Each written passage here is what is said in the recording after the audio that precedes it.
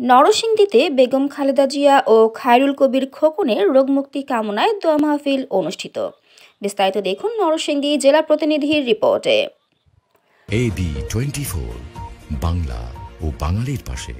নরসিংদীতে জেলা ছাত্রদলের আয়োজনে বিএনপি চেয়ারপারসন বেগম খালেদা জিয়া ও বিএনপির যুগ্ম মহাসচিব খায়রুল কবির খোকনের রোগমুক্তি কামনায় দোয়া মাহফিল অনুষ্ঠিত হয়েছে। বৃহস্পতিবার ৩ ফেব্রুয়ারি বিকেলে চিনিশপুর জেলা বিএনপির কার্যালয়ে এ দোয়া মাহফিল অনুষ্ঠিত হয়।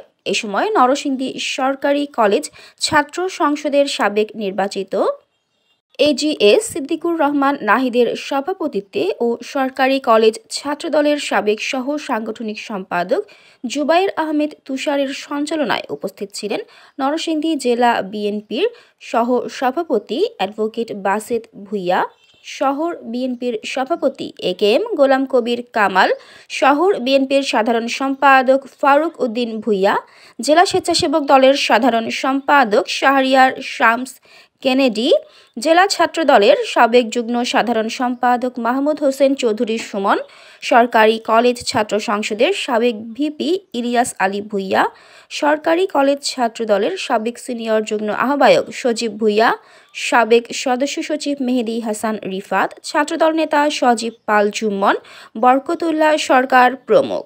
দোয়া মাহফিলে বিএনপি চেয়ারপারসন বেগম খালেদা জিয়া ও বিএনপির যুগ্ম মহাসচিব খায়রুল কবির খোকনের রোগমুক্তি কামনায় এবং ভারপ্রাপ্ত চেয়ারম্যান তারেক রহমানের দীর্ঘায়ু কামনা করে বিশেষ মোনাজাত করা হয়।